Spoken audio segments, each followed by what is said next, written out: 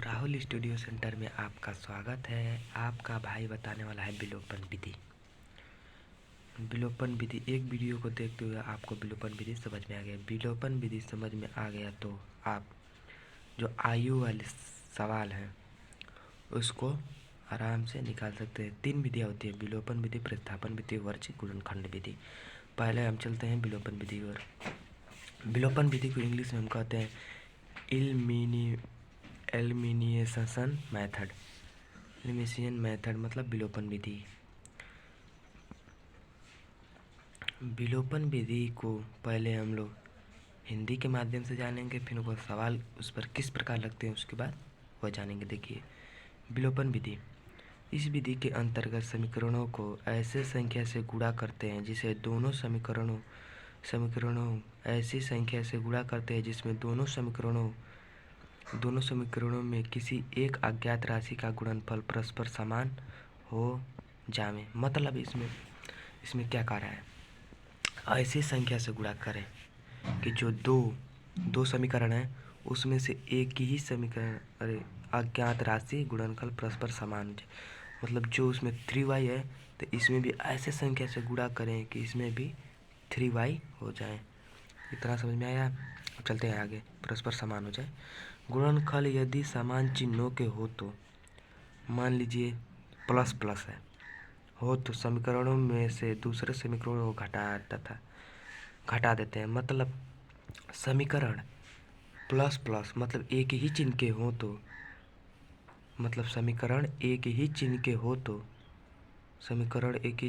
उसको घटा देते हैं। गुणांक यदि विपरीत चिन्ह के हो तो दोनों समीकरणों को जोड़ते हैं। मान लीजिए प्लस माइनस है, वो विपरीत चिन्ह के हो गए तो उसको हम लोग जोड़ देते हैं, समीकरणों को जोड़ देते हैं।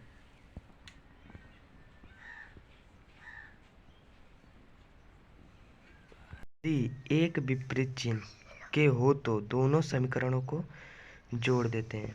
मतलब देखिए, दोनों अलग चिन्ह के होते हैं तो उनको जोड़ देते हैं, दोनों समीकरणों को जोड़ देते हैं। विपरीत चिन्ह के हो तो दोनों समीकरणों को जोड़ देते हैं। मतलब जैसे प्लस माइनस है तो उनको जोड़ देंगे, जो प्लस प्लस है तो उसको हम लोग जोड़ेंगे नहीं, घटा देंगे। एक ऐसे समीकरण प्राप्त कर लेते हैं जिसमें एक ही अज्ञात राशि रह जाती है। मतलब एगो ऐसी संख्या अज्ञात राशि रह जाती है। मतलब एगो ऐसे चिन्ह मतलब गुणा करना चाहिए कि एक समीकरण में वही संख्या रहे, दूसरे समीकरण में वही संख्या अज्ञात रह जाती है। इसे नए समीकरणों को हल करके यह अज्ञात राशि ज्ञात कर लेते हैं। मतलब जब हल हम लोग करते हैं तो उसको अज्ञात राशि मतलब x का मान जो निकलता है उसी को कहते हैं अज्ञात राशि, ज्ञात कर लेते हैं, ली जाती है। जब एक अज्ञात राशि का मान हो जाता है, मतलब जब एगो राशि पता चल जाती है, मतलब कि x का मान हम लोगों को पता चल गया x का मान, ली जाती है, अज्ञात राशि मान ली जाती है। फिर एक बार पता चल गया तो आपका जो y का मान है समीकरण 1 में रख दीजिए। तो उससे दिए हुए दोनों समीकरणों में से किसी एक में प्रतिस्थापन करके दूसरे अज्ञात राशि का मान ज्ञात कर लेते हैं। मतलब जैसे में अज्ञात राशि मतलब जैसे में हम लोग पहला समीकरण या दूसरे समीकरण में जो x का मान आया पहला समीकरण में चाहे दूसरा समीकरण में रख कर हम लोग प्रतिस्थापन करके आप लोग दूसरा मान भी निकाल लेते हैं। युग्म समीकरणों के हल करने की यह विधि अधिक प्रचलित है। मतलब यह हल करने की बहुत आसान विधि भी है और बहुत प्रचलित भी, बहुत लोग इससे निकाल सकते हैं। इस विधि में किसी एक अज्ञात राशि के गुणनफल को समान बना पड़ता है, अतः इसे गुणांक को समान बनाकर युग्मक समीकरणों को हल करके ई की विधि भी कहते हैं। मतलब युग्मक समीकरणों को हल करने की भी विधि कहते हैं। अब चलते हैं हम विलोपन विधि को हल कैसे करते हैं, चलिए देखते हैं। ये x + y = 5 विलोपन विधि आई। दूसरा समीकरण 2x - 3y = 4। ये x + y = 5 ये पहला समीकरण है, इसे हम दूसरा मान लेते हैं। विलोपन विधि पहला या दूसरा, विलोपन विधि हल करें। विलोपन विधि तो समीकरण 1 देखिए, इसमें संख्या पहले इसमें हम लोग क्या देखते हैं, इसमें हम लोग देखते हैं संख्या कौन बड़ी है। मान लीजिए दूसरा समीकरण हम लोग की बड़ी है, तो ऐसी संख्या से गुणे करें, ऐसा संख्या से गुणा करें कि ये 3 वाला गुणनफल यहाँ पर मिल जाए, नहीं तो 2 मिल जाए। किसी एक समीकरण का पहले समीकरण में मिल जाए तो अज्ञात राशि हो जाती है। मतलब जैसे 3y है, y मतलब यहाँ पर भी ऐसे संख्या से गुणा करें कि आप पहले विलोपन में भी जैसे 3y है तो उसमें भी 3y हो जाए, नहीं तो 2y है तो उसमें भी 2y हो जाए। ऐसी संख्या से गुणा करना चाहिए कि तब जो ये समीकरण है वह इसके बराबर हो जाए। चलते हैं समीकरण 1 से 3 से गुणा करने पर, मान लीजिए ये समीकरण पर दूसरा बड़ी है, तो पहले समीकरण में 3 से गुणा करते हैं तो ये इसके बराबर हो जाएगा। मतलब इसमें होता है क्या, देखिए ऐसी संख्या से गुणा करें कि जो गुणांक है इनका परस्पर दोनों समान हो जाए। मतलब ऐसी संख्या से गुणा करना चाहिए कि ये 3y है तो इसमें भी परस्पर समान हो जाए। मतलब यहाँ दूसरा समीकरण 3y है तो ऐसी संख्या से गुणा करना चाहिए कि दोनों गुणांकों का परस्पर में समान हो जाए। तो ऐसे समीकरण 1 से 3 से गुणा करे हैं तो समान हो गया है। तो अब क्या करेंगे, जब ये हो गया तो गुणा कर दिए, तो सब अब देखते हैं संख्या पहले कौन बड़ी है। तो संख्या तो बड़ी है ये वाली 3। समीकरण तो लिखेंगे समीकरण 1 को 2 में जोड़ने पर, मतलब समीकरण 1 बड़ी है 3x + 3y = 15।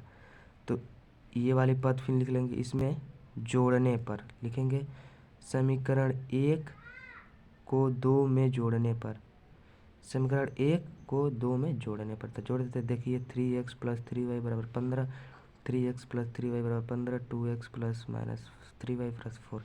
मतलब ये प्लस माइनस है, मतलब जब इसमें संख्या माइनस प्लस माइनस की हो तो संख्या को हम जोड़ देते हैं, संख्या को जोड़ देते हैं। जब ये संख्या बस प्लस एक ही चिन्ह के हो तो उसे घटा देते हैं। देखिए अब जोड़ देते हैं, 3 2 5x, क्या है प्लस माइनस माइनस से हो जाएगा। यहाँ पर 3y तो माइनस था, 3 में से 3 जाएगा कट जाएगा।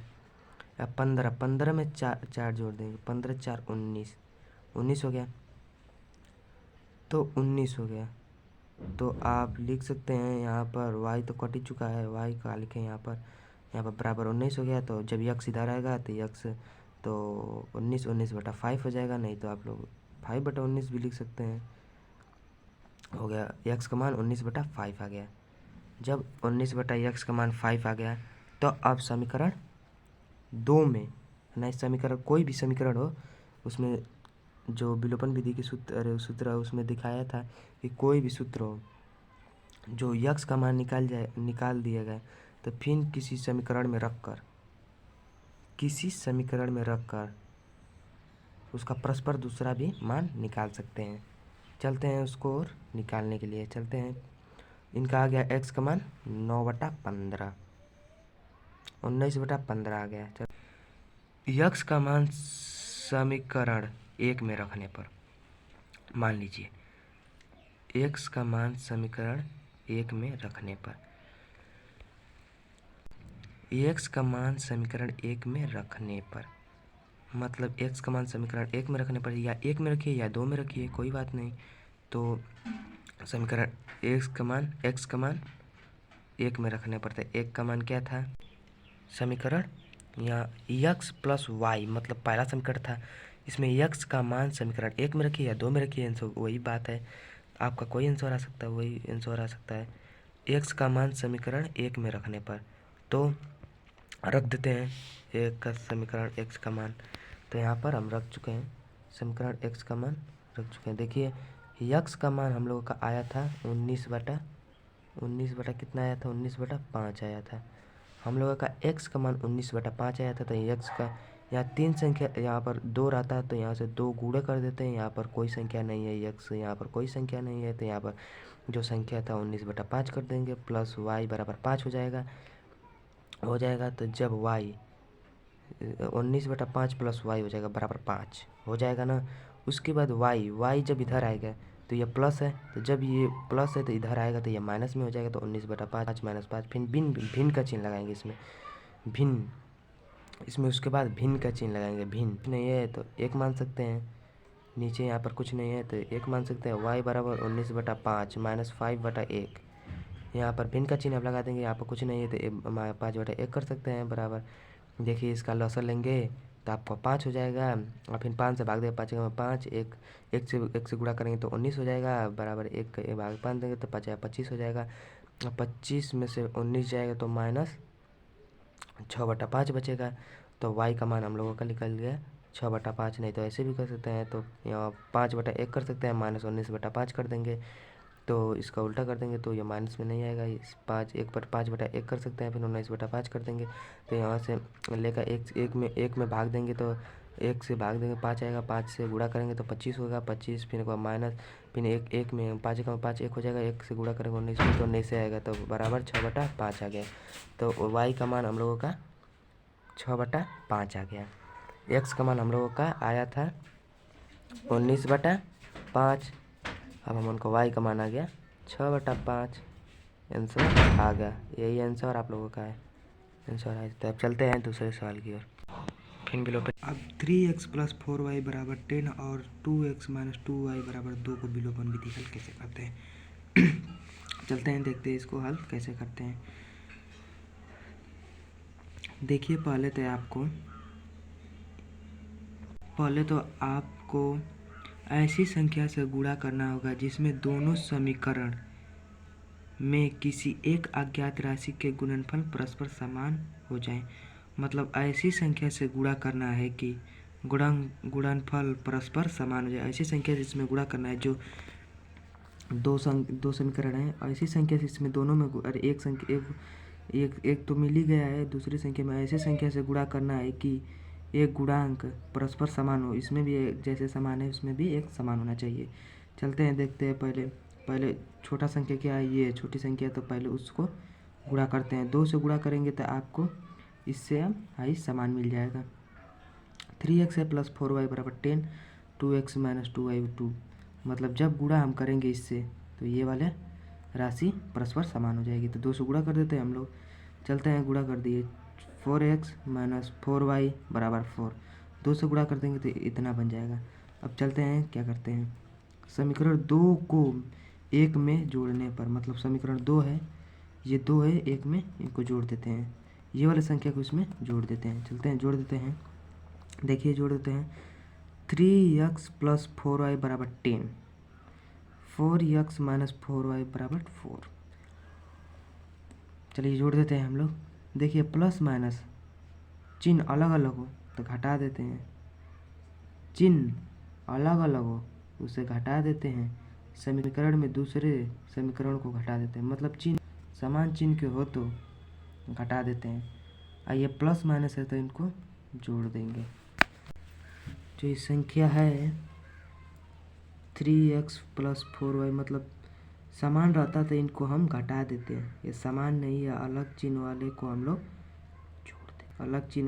लोग जोड़ देते हैं। जैसे 3x 4x प्लस है तो इनको हम लोग जोड़ देंगे तो 4 3 7, 4 4 नहीं, प्लस माइनस है तो ये कट जाएगा। यहाँ पर कुछ भी नहीं बचेगा और 10 में 4 जोड़ देंगे 14 हो जाएगा। इस तरफ भी आप लोग लगा सकते हैं। मतलब देखिए हम आपको बताना चाहते हैं कि देखिए जब प्लस मतलब एक ही चिन्ह के हो तो